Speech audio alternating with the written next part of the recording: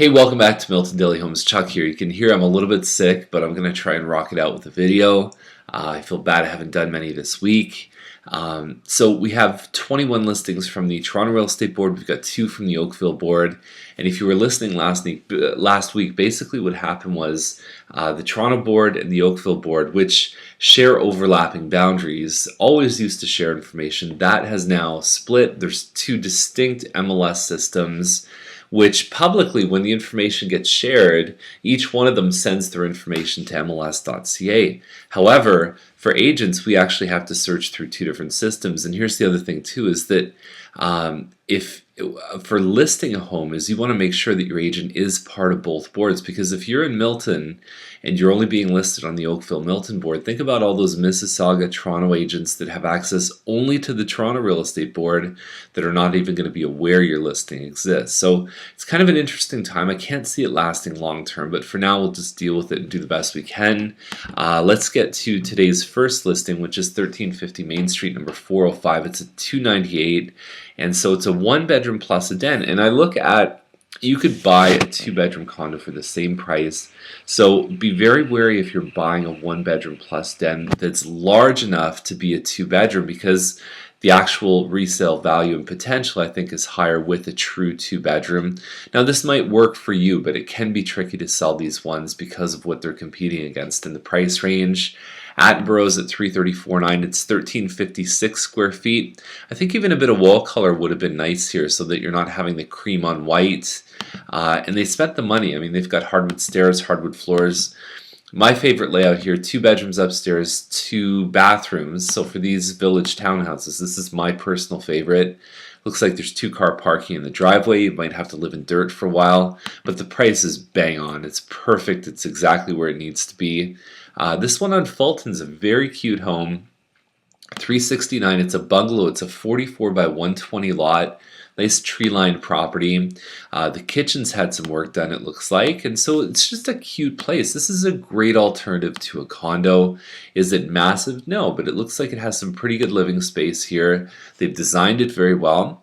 You might want to make sure that your home inspector has a moisture meter on the basement here, only because I know the age of this home, and I know that homes built in this generation typically didn't have the same technology in the basement as they do now. So they do tend to leak. So any finished basements in a home built before World War II, you got to be really careful. But the price on this one is spot on. And the fact that you even have a functional finished basement is good, because a lot of these homes just have a dugout hole underneath the house. Very, very nice home. I really, really like that one. Windows 6 years old, new roof 1 year old, new furnace 1 year old. That's a bonus to the fact that the home is in great shape. So Thompson Road is 382. Emery model, 1370 square feet. You've got some hardwood floors, crown moldings. They could have taken some crap out of here. I mean, it's a little cluttered inside, especially the basement here. But the overall value, this one on a quieter street would probably go for 390 something. So at 382, I think they've made the appropriate adjustments. And this one looks pretty good. It's probably not that far off where I'd probably list something like that. So Holly Avenue is at 399. Backsplit floor, which means you've got your main floor, typically kitchen, living, dining. Stairs, about 5 or 6 stairs up to the bedrooms, 5 or 6 stairs down, and there's some stuff down on that level, and then you go down to the basement. Surprisingly big. That's the only pictures we've got, but it looks like a pretty private, nice size backyard. And Holly's can be a busier street, but this one's set back reasonably well from the road. And then you've got 2 full bathrooms on that one there. Now Forbes is at 409. It's a Meadowlark. It's built by Heathwood, and Heathwoods tend to command a premium. I think there's a lot better value for this kind of money. I tell people all the time to hide your cords, because it throws the whole picture off. The other thing is the scale of this couch might be interfering with the perception of space in this room, because it's not a very long room, or a wide room, I should say. So it almost feels like with this couch, you can reach over and turn the TV on with your hands. You got to be really careful with these. That's the thing. I love the upstairs on this one. There's lots of space. The kitchen's great. double door entrance on the master, but I find the main floor in this one is pretty tight. I would rather crank the price range up and get something a lot bigger, even a Robindale or something like that. Megson is at $417,900, and the thing about this one I'm just not sure of is 1891 square feet. Typically, square footage means anything above grade, which is main floor plus second floor. However, some of the homes in this particular subdivision are quoting the square footage including the basement. So if it's including the basement, it's a little overpriced. If it's 1891 plus a finished basement, then we're talking. So you've got hardwood floors on the main floor, 9-foot ceilings, which is fantastic. We talked about that in a previous email this week. McNair Circles jumped their price around. They went high, low, and all over the place. The 4 bedrooms tend to sell around this price. So this one's a 3-bedroom. It's a little bit smaller than the 4 bedrooms, but it's nice. It's neutral colors. You have kind of a nice warm feeling in this home. You feel like it's been cared for well, and there's a calm. The colors that they've chose I think are very calm. Done some nice stuff outside here, and it's a pretty quiet street. So $427,900 is maybe a little bit on the high side of fair, but it's not that far off. I could definitely see that one selling in the 420s. Alexander's at $434,900, and it's a smaller house. It's got 1 room here, and then you've also got your kitchen. You have 3 bedrooms upstairs. That's your only full bathroom upstairs. There's only 1 full bathroom, so it's probably not much more than like 1,400 square feet. But the price range detached under $450 always attracts attention. It's not exactly move-in ready. I think it looks a little bit dated inside, so some people may want to do some work there. So it might be a $450 home hidden as $434. Backs onto James Snow as well. So Yates is $499. It's about 1,800 square feet. Less stuff on the table, less clutter, makes a big difference. So the home itself looks okay. It's a good floor plan. I think at $499 they're probably not doing themselves a lot of justice. The above ground pool adds 0 value to this house. There's bigger, better homes for $499 that I've seen. So McDougall Crossing is $519. It's a single car garage, Mattamy house, 4 bedrooms. Hard to tell. Maybe it's a Sterling, maybe it's a Thistle Bay. Laminate floors on the main. For a single car garage with laminate floors and no finished basement, I'm leaning towards this one being probably a little bit high. McEastern Path, this is called a Quincy Corner. It's a nice popular model. The prices have been all over on this model. They've been anywhere from like $500 to $550, and I don't know if $550 is really worth it. I don't know if anyone who paid that really got what they were looking for in terms of a deal, but 9-foot ceilings on this model have a huge effect, and it's a nice home. I have no doubt it's nice. The problem I have at $535 with these homes is they're less than 1,900 square feet. They're 4 bedrooms. They're very efficiently laid out. I mean, there's no wasted space on these homes, and this one is move-in ready. But I just think that if you crank the price range up a little bit, you can get a lot more home. But it looks nice. It's a very nice looking home. I wouldn't be surprised if they sold for close to what they're listed for, given the history, but it could go either way because of the variation of the prices. Guelph Line is up by 30th Side Road, so it's way up there. $535. It's a detached 1.5 story. It's got oil heat. There's no garage, and it's about 5.26 acres. You've got paddocks and forest. Not bad, you know, like for the up there, what happens is that each side road you can see the prices start to go down because it's that radial, it's the distance from the 401 that really affects the value for a lot of these homes. Menifee is at $589.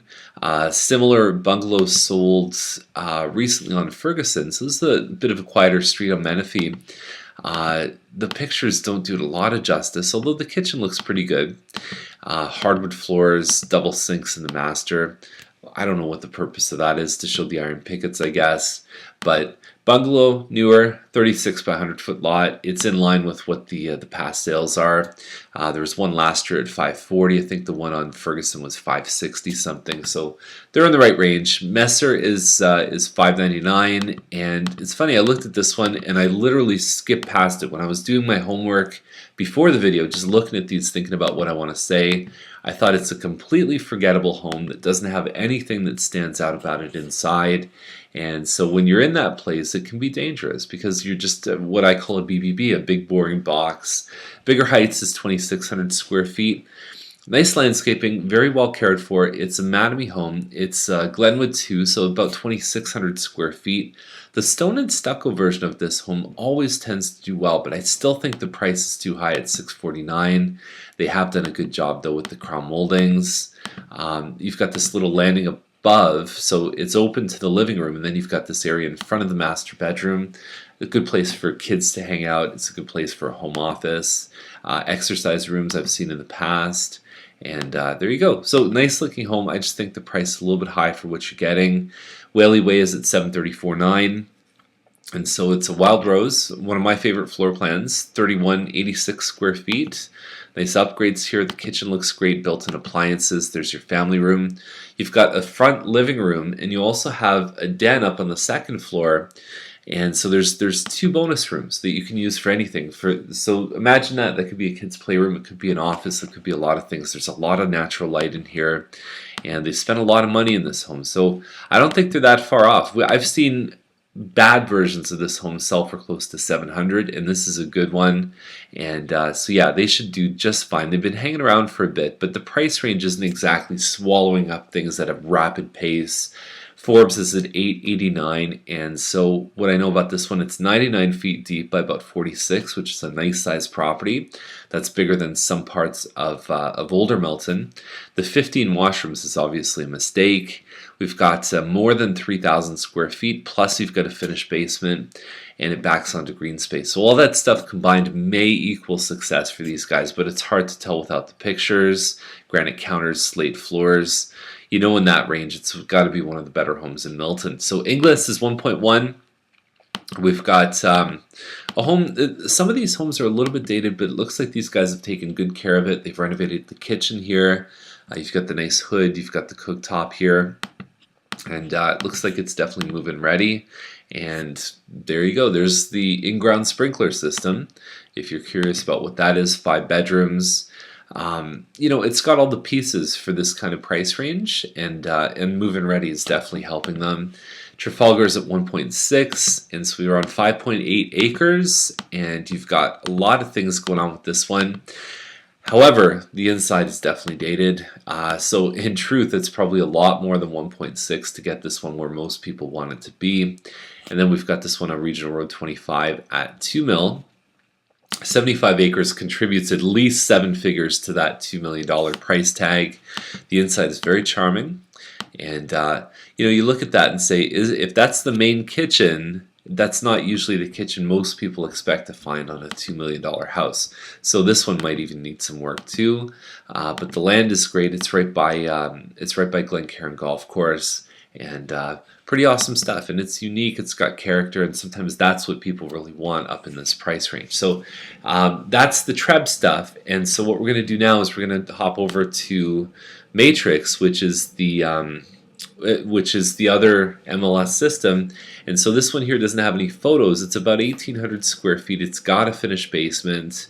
There's some hardwood floors, and it's at $474,888. So not bad. I mean, I've seen this one before because it was listed a couple years ago. The siding can throw people off, which I think they built into the price.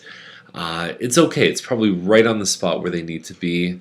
But I remember it showing half decent before. And then this one on Maple Avenue, anything maple on the 4th floor, you usually talk about higher ceilings, and there's not a lot of details here beyond the fact it's a 2-bedroom and then 1 bathroom. And this is just like I said before, is that in this price range you can find a true 2-bedroom, and you get the bonus of the higher ceilings too, and you're pretty close to the 401. So that's the list. If you have any questions, give me a call, and I hope you have a great weekend. And if you haven't signed up for the buyer class, there still might be time for that. MiltonBuyerClass.com, or you can just click the link over there. Have a great day.